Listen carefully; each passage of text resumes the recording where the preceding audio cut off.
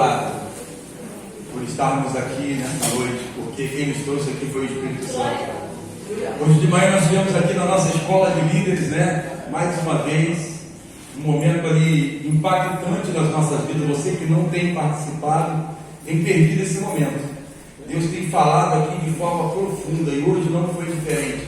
Deus ele agiu aqui no nosso meio de uma forma muito maravilhosa e a gente pôde ver aqui nesta manhã e entender aqui nesta manhã que não há causa perdida para Deus, A gente viu aqui hoje nas palavras, nos testemunhos, que não há causa perdida para Deus. Às vezes a gente está olhando para a situação e está achando que não tem mais jeito. Às vezes a situação é tão ruim que a gente realmente passa a não crer mais que vai mudar, Mas quando Deus entra no negócio, não tem nada que pode impedir o agir de Deus. Não é sobre isso que eu vou pregar, mas eu quero falar sobre uma mulher, a Bíblia chama de mulher cananeia, Eu chamo ela de mãe desesperada, que ela tinha uma filha e ela diz ali que ela vai clamando ali a Jesus, fala: Jesus, filho de Davi, tem misericórdia de mim, porque a minha filha está miseravelmente endemoniada. Veja que situação. Ela não falou que a filha dela estava endemoniada, mas ela falou: a minha filha está miseravelmente endemoniada. Devia ser uma situação em que aos olhos humanos as pessoas já estavam dizendo para ela: não adianta falar com Jesus, porque não vai ter mais jeito. A tua filha está muito ruim, olha só a situação dela, ou o estado em que ela se encontra. Mas aquela mulher foi tomada de uma fé sobrenatural, e às vezes a gente tem que buscar isso em Deus. E ela começou a clamar, e ali, os discípulos chegaram até a falar: Jesus, despede logo essa mulher, porque ela vem atrás de nós gritando. E às vezes, irmão, a gente tem que ir para o extremo.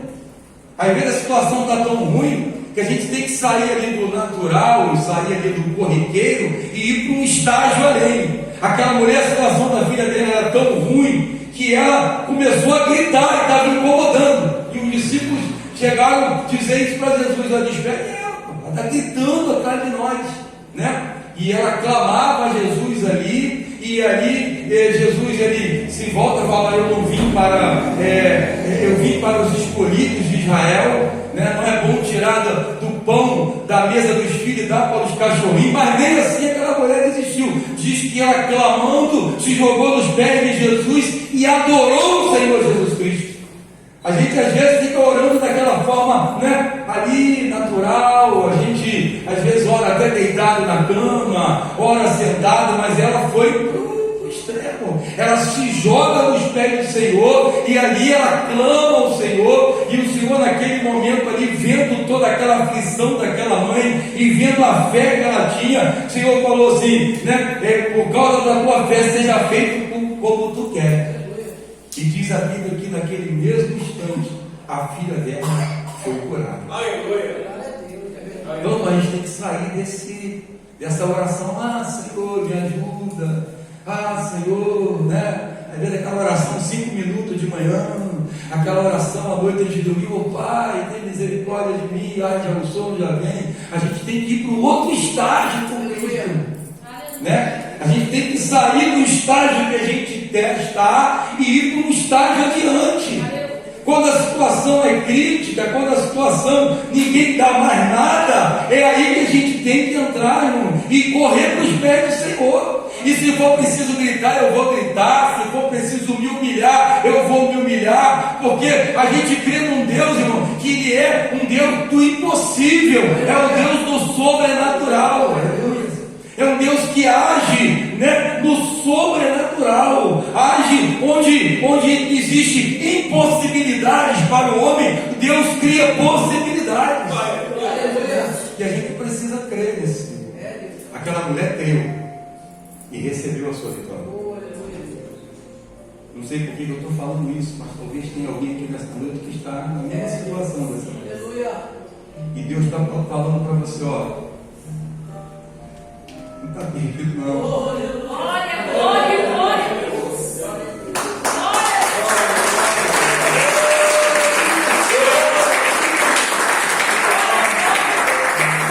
A saída. Em Cristo a saída. Em Jesus a solução. Aleluia. Não está perdido. clama mais, grita, se entrega mais, busca mais. Em Cristo a solução da tua causa. Aleluia! Acredita nele, se humilha, fala: Senhor, eu não sou nada, mas eu estou aqui nos teus pés, porque eu creio que o Senhor pode fazer, e Deus vai fazer na tua vida, como fez na vida daquela mulher. Nessa noite eu queria falar sobre a graça da salvação. Eu queria que a gente abrisse lá em Salmo 25, no meu versículo 6 e 7. Salmo 25, versículos 6 e 7.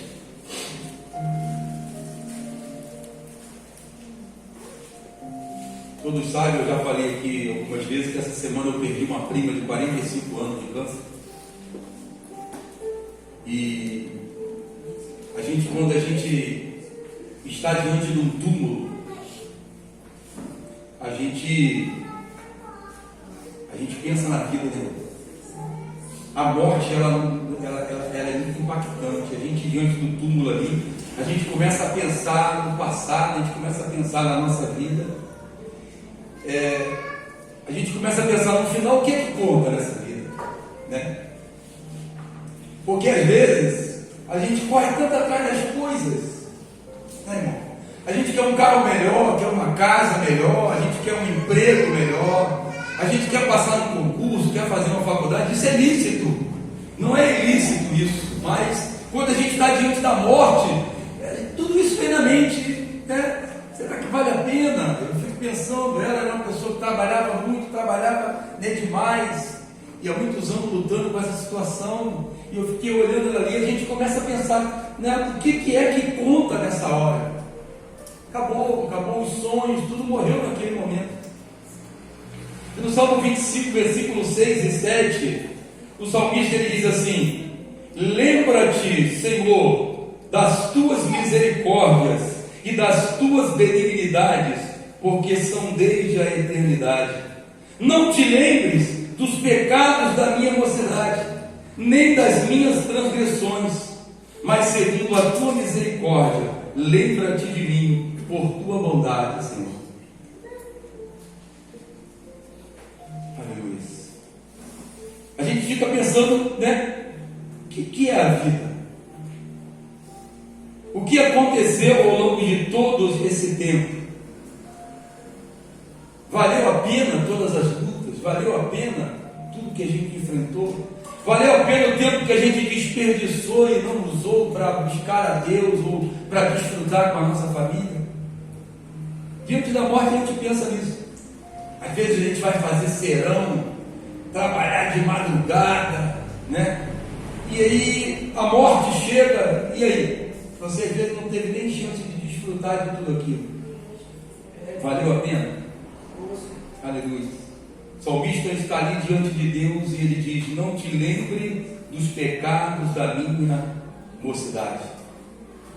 Todos nós conhecemos os nossos pecados e também os pecados da nossa mocidade. Travessuras, brigas, pequenos furtos, abuso do álcool, drogas, transgressões morais.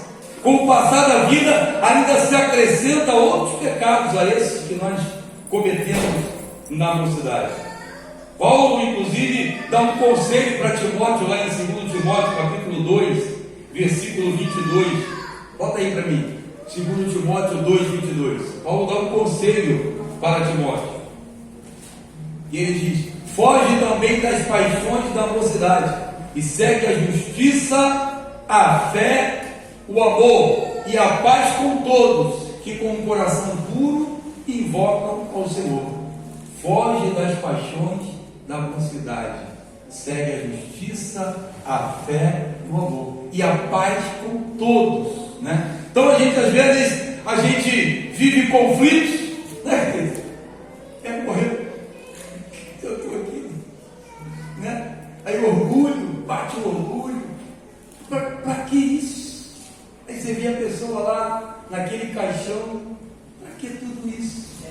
O que adianta tudo isso? Nos faz pensar, a morte nos faz pensar. Davi, quando escreve esse salmo, ele sabia que Deus não se esquece de nada. Deus não se esquece de nada. Se nós tivermos que comparecer diante de Deus, diante do trono de Deus, com os nossos pecados, estaremos numa situação muito difícil. Tivemos que comparecer diante dele com os nossos pecados. Então, aonde ir com a nossa culpa? Aonde nós podemos ir com a nossa culpa?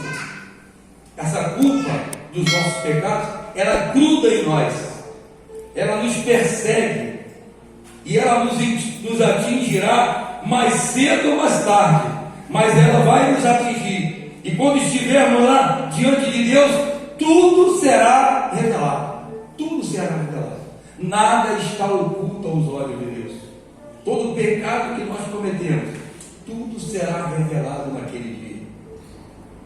E aí o salmista diz: lembra-te de mim, segundo a tua misericórdia, lembra-te de mim por tua bondade, ó Senhor. Veja que é muito interessante e significativo que Davi, ele não ora pedindo a Deus que se lembre das suas boas ações. Davi não ora assim: lembra, Senhor, de como eu servi o meu pai com fidelidade lá, cuidando das suas ovelhas. Lembra que como eu preservei Saul, mesmo já tendo sido ungido rei. Lembra, Senhor, quando eu venci Elias para defender o Senhor, para defender Israel. Lembra como eu conquistei vitórias para o povo e exerci justiça. Lembra disso? Davi não faz isso. Davi não faz isso. Sabe por quê? Porque as boas ações não compensam os nossos pecados. E às vezes a gente comete esse erro. A gente acha que pecando aqui, mas fazendo uma coisa boa ali, vai equilibrar. Mas não é assim. Boas ações não compensam os nossos pecados. Não adianta tudo que a gente faz aqui na igreja, não adianta tudo que a gente promove aqui, todo esforço que a gente faz para se preparar, para preparar um culto para Deus, se nós não nos arrependermos dos nossos pecados. Não adianta. Não adianta. Né? Eu estou fazendo coisas, eu estou ajudando pessoas, eu estou adorando a Deus, eu estou tocando, eu estou cantando, eu estou pregando, mas isso não compensa os pecados que eu cometi. Eu preciso me arrepender dos meus pecados. Eu preciso confessá-los a Deus e me arrepender. Aleluia. Efésios capítulo 2, de 8 a 9. Irmãos, abrem para mim, por favor.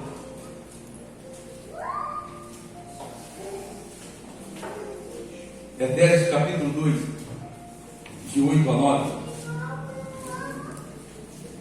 Porque, Paulo diz assim: porque pela graça sois salvos por meio da fé, e isto não vem de vós, é dom de Deus. Não vem de obras para que ninguém se glorie. Então não é pelas obras que eu faço.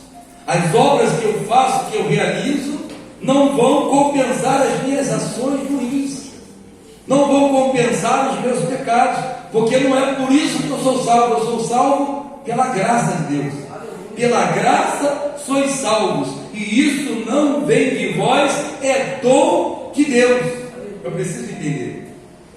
O profeta Ageu também, falando lá no capítulo 2, versículos de 11 a 13, a gente vai ler Ageu capítulo 2, de 11 a 13. Ele fala ali algo interessante. O profeta Ageu, capítulo 2, de 11 a 13, ele diz: assim diz o Senhor dos Exércitos: pergunta agora aos sacerdotes acerca da lei, dizendo. E disse Ageu: se alguém que for contaminado pelo contato com o corpo morto tocar em alguma destas coisas, ficará ela imunda? E os sacerdotes responderam dizendo: ficará imunda. Então respondeu Ageu dizendo: assim é este povo, e assim é esta nação diante de Deus, diz o Senhor, e assim é toda a obra das suas mãos, e tudo que ali oferecem imundo é. Volta no versículo 11 lá para mim. Era de 11 a 13. Isso. Agora o 12. Que você passou direto. Isso. É essa aí que eu queria ler. Você passou direto para o 13. Se alguém leva carne santa na orla das suas vestes, e com ela tocar no pão, ou no guisado, ou no vinho, ou no azeite, ou em outro qualquer mantimento, porventura ficará isto santificado? E o sacerdote respondeu e disseram: não. Agora o 13. E disse a Ageu: se alguém for contaminado pelo contato com o corpo morto e tocar alguma dessas coisas, ficará ela imunda? E o sacerdote respondeu dizendo: ficará imunda. Veja bem o que Ageu está querendo dizer aí. Nada pode ser santificado pelo toque de algo que seja santo. No entanto, o inverso se aplica: o que for tocado por algo impuro se tornará contaminado. Olha bem, em outras palavras, se a roupa limpa entrar em contato com a roupa suja, essa se tornará. Se a roupa limpa entrar em contato com a roupa suja, esta não se tornará limpa. Amém? Se a roupa limpa entrar em contato com a roupa suja não se tornará limpa. Mas o inverso se aplica: quando a roupa suja entra em contato com a roupa limpa, esta suja a roupa limpa. Amém? Então, não adianta eu fazer coisas boas achando que isso vai mudar a minha situação. Porque o que me suja são as coisas sujas, é o pecado. O pecado faz de mim, sujo. O pecado me contamina. Amém? Mas aquilo que me limpa, vamos dizer, as obras que eu faço para Deus, elas não vão me purificar do pecado. Eu vou continuar sujo se eu der entender. Estão entendendo? Esse trocadilho que Ageu colocou aí. Por isso Davi, ora dizendo: lembra-te de mim segundo a tua misericórdia, porque ele se achava sujo, mesmo fazendo todas aquelas coisas para Deus. Ele se achava sujo. Então ele ora e diz: Senhor, lembra-te de mim segundo a tua misericórdia. A graça de Deus é que nos salva e nada mais. O que te salva é a graça de Deus. E essa graça nos é concedida plenamente em Jesus. Timóteo diz que a graça de Deus se há manifestado, trazendo salvação a todos os homens. A graça de Deus, que é Cristo. Efésios capítulo 2, versículo 8, que nós lemos, que a salvação é pela graça, não é pelas obras. Não adianta eu fazer coisas achando que eu vou ser salvo por aquilo que eu faço. Eu sou salvo pela graça. Eu sou salvo porque eu creio em Jesus Cristo. Eu sou salvo porque eu recebi Jesus como meu Salvador. E isso que me salva. Fazer as coisas para o reino faz parte da nossa vida com Deus, faz parte do nosso chamado, mas isso não nos salva. O que salva é a fé em Cristo. Aleluia. Não se trata das nossas boas ações, se trata daquilo que Jesus fez na cruz. Morreu pelos nossos pecados, derramou o seu sangue para pagar um preço pelas nossas vidas. Ele venceu a morte ali na cruz, ele pisou na cabeça da serpente, ele ascendeu aos céus e hoje está à direita de Deus e intercede por nós. É isso que importa, é crer nisso que importa. Quando eu creio em Cristo, quando eu creio na sua obra, quando eu creio naquilo que ele fez por mim naquela cruz, aí então eu sou salvo. É pela fé. Aleluia. É pela fé que eu preciso crer. E Jesus, ele é o único que podia tocar em pessoas impuras com as suas mãos santas para que fossem purificadas. E ele não era contaminado. Jesus era o único que podia fazer isso. E foi isso que ele fez conosco. Jesus nos tocou quando nós entramos aqui. Jesus tocou nas nossas vidas com as suas mãos santas e tirou de nós as nossas impurezas. Veja como é que ele vai lá com o leproso, lá em Mateus capítulo 8, versículo 2 e 3. Mateus 8, 2 e 3. Não podia tocar no leproso. O leproso ficava fora do arraial, ficava fora da cidade. Quem tocasse no leproso estava contaminado. Mas quando Jesus toca, aquele que está impuro é purificado. Mateus capítulo 8, versículos 2 e 3. Diz assim: e eis que vem um leproso e o adorou, dizendo: Senhor, se quiseres, podes me tornar limpo. E Jesus, estendendo a mão, tocou-o, dizendo: quero, ser limpo. E logo ficou purificado da lepra. Jesus não ficou leproso. A lepra, ela tem um significado espiritual e representa os nossos pecados. Nós somos leprosos espirituais. Entramos aqui contaminados, entramos aqui sujos. Mas Jesus fez conosco como fez com esse leproso. A gente entrou aqui e Jesus nos tocou. E essa lepra do pecado foi tirada da nossa vida. Aleluia. E nós fomos transformados. Aleluia. E Jesus, ele quer continuar fazendo isso. Ele quer continuar transformando vidas. Ele quer continuar tocando nas nossas vidas. Ele quer continuar nos limpando. Mas nós precisamos nos aproximar dele com fé, com o coração quebrantado. A graça de Deus derramada em Jesus Cristo é, portanto, o único recurso que nos garante o perdão e nos habilita a comparecermos diante de Deus. Sem a graça, estamos condenados. O único recurso que nós temos é a graça de Deus. Não adianta a gente levar as nossas obras. Não adianta a gente chegar lá diante do trono e dizer: eu fiz isso, eu fiz aquilo, porque é pela graça que somos salvos. E isso não vem de nós, é dom de Deus. Não vem de obras para que ninguém se glorie. Não adianta eu querer me gloriar, né?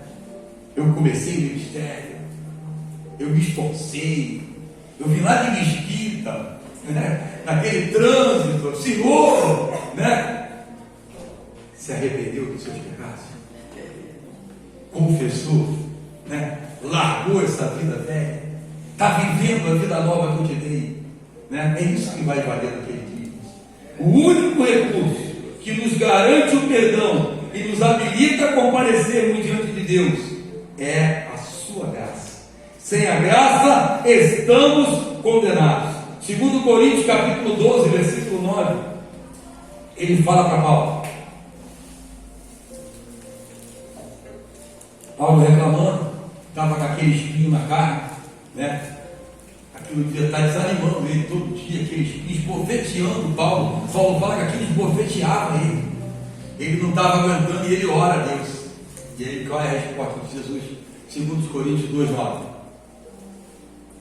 2 Coríntios 12,9, perdão. E disse-me: a minha graça te basta, porque o meu poder se aperfeiçoa na fraqueza. E de boa vontade, pois, me gloriarei nas minhas fraquezas, para que em mim habite o poder de Cristo. A minha graça te basta. Às vezes a gente dobra o joelho diante de Deus só para reclamar. Senhor, está difícil. Senhor, não estou aguentando. Senhor, a carga está pesada demais. E o Senhor está olhando para você e dizendo: a minha graça te basta, porque o meu poder se aperfeiçoa na fraqueza. Amém, meus irmãos? O poder do Senhor se aperfeiçoa na nossa fraqueza, porque é na fraqueza que nós buscamos a Deus. Quando eu estou me sentindo muito forte, né? Eu oro menos, eu leio menos, eu clamo menos, né? Se bobear, eu venho menos na igreja, participo menos das reuniões. Mas quando a coisa está feia, irmão, eu vou orar, vou para o monte, vou jejuar, eu venho todos os cultos, reunião de oração, eu vou nos jefes, porque eu estou precisando, eu estou fraco. E o poder de Deus se aperfeiçoa nas nossas fraquezas, irmão, porque a graça dele nos basta. Aleluia. Assim, nos impressiona muito acompanhar alguém que à beira da morte diz repetidas vezes: Jesus perdoou os meus pecados. Eu acompanhei São João, né, já perto de morrer, e ele dizia todo dia: eu quero ir para o céu. A minha aqui não tem mais nada. Toda vez que a gente ia lá, né, e ele feliz, ele dizia: não, eu quero ir para o céu, eu quero encontrar com Jesus. Era um homem que tinha certeza que os pecados dele estavam perdoados. Fez pouco para Deus, né? Já se converteu, já foi batizado com 80 anos. Morreu com o quê? Com 82, irmão? 83, passou 3 anos com a gente, né? Aceitou Jesus, foi batizado com 80, com 83 o Senhor recolheu ele. Não foi pelas obras. A graça de Deus na vida daquele homem. E ele morreu feliz. Ele morreu satisfeito, sabendo para onde ia. Eu vou para o céu, eu quero encontrar com o Senhor Jesus. E é isso que nós temos que buscar, irmão. Porque essa vida aqui, a gente não sabe o dia de amanhã, né? Quando eu estava lá naquela situação, vendo a minha prima de 45 anos, uma mulher bonita, né? De repente, o Senhor recolheu. Era serva do Senhor. Mas de repente o Senhor recolheu. E ela sabia. O marido dela esteve lá em casa essa semana e falou comigo que ela falou para o filho dela assim: não conta para o Bambam não, que é o marido dela, mas Jesus está me chamando. Ela sabia, né? Aquele que serve ao Senhor, aquele que confia, aquele que tem certeza da sua salvação, ele sabe o seu dia. Assim, quem crê em Cristo e lhe entrega a vida é justificado plenamente. Quem crê no Senhor Jesus Cristo, entrega a Ele a sua vida, é justificado plenamente. A palavra justificar quer dizer tornar inocente. Aquele que entrega a sua vida a Jesus Cristo, né, é inocente diante de Deus, não pelas suas obras, mas por causa da obra que Cristo realizou no Calvário. Lá em Romanos 3, 24, abre aí para mim.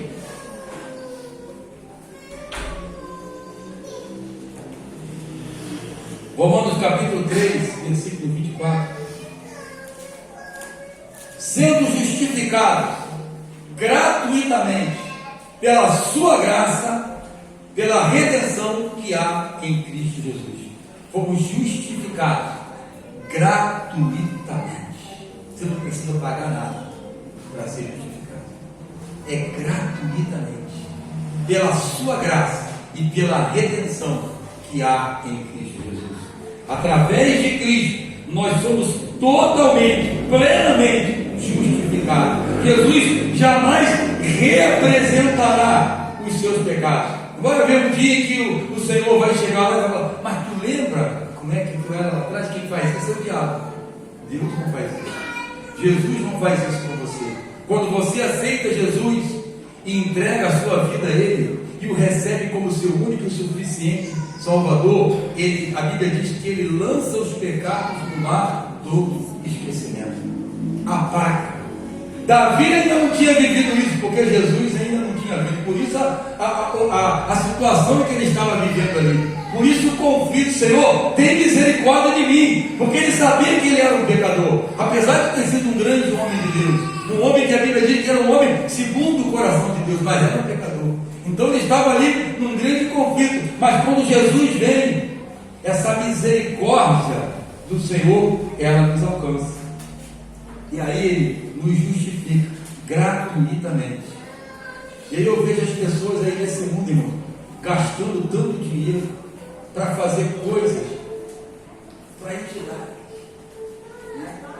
Dinheiro, fortunas. Às vezes a gente vê aqueles testemunhos da Universal e você vê ali as pessoas gastando fortuna para poder tentar resolver a sua vida. E o que Jesus tem para nos oferecer é gratuito, de graça. É só você dizer: eu quero. É só você dizer: eu aceito. E Ele está de braços abertos para te receber e mudar a tua história. Aleluia. Mudar a tua história. Deus nunca mais vai se lembrar dos teus pecados. Portanto, Davi, orando, continua orando e enfatiza. Ele enfatiza: bom e reto é o Senhor, por isso Ele aponta o caminho aos pecadores. O que Jesus está fazendo aqui nesta noite é apontando o caminho para os pecadores. E esse caminho é sem dúvida o Senhor Jesus, porque lá em João 14,6 ele diz: eu sou o caminho, a verdade e a vida, ninguém vem ao Pai senão por mim. Ele é o caminho. Se existe um caminho para a salvação, se existe um caminho para o céu, este caminho é Jesus Cristo. Ele se declarou: eu sou o caminho. Não existe outro caminho para o perdão e para a vida eterna. Se você quer receber perdão de Deus, se você quer morar no céu, aleluia, Você precisa entregar a tua vida ao Senhor Jesus, porque Ele é o caminho, não existe outro caminho. As tuas obras, as tuas boas ações, elas não vão te justificar diante de Deus, mas aquilo que Jesus fez na cruz, isto sim te justifica, porque Ele morreu pelos teus pecados, e precisava ser Ele, precisava ser um cordeiro imaculado, sem mancha, sem pecado, para morrer no nosso lugar, porque nós não poderíamos fazer isso, nós não tínhamos condição de morrer pelos nossos pecados, mas Jesus vem e se apresenta, e morre por mim e por você, para te abrir o caminho. E agora você precisa apenas andar nele, entrar nesse caminho que o Senhor preparou para você. Aleluia. Quem está guardado em Jesus, está guardado nele nessa vida, e está guardado quando essa vida terminar, e será levado ao seu reino. E ele diz lá em Romanos, Paulo fala, Romanos capítulo 14, versículo de número 8. Romanos 14, versículo de número 8. Romanos 14, 8. Glórias a Deus. Porque se vivemos, para o Senhor vivemos. Se morremos, para o Senhor morremos. De sorte que, ou vivamos, ou morramos, somos do Senhor. Você é do Senhor? Se você é do Senhor, não importa se nós estamos aqui hoje, se nós vamos partir amanhã, onde a gente estiver, nós somos do Senhor. Se a gente está vivo, se a gente vai morrer, nós somos do Senhor. E a gente sabe para onde vai, a gente vai para o Senhor. Amém? Mistério de louvor. Glórias a Deus. Aleluia.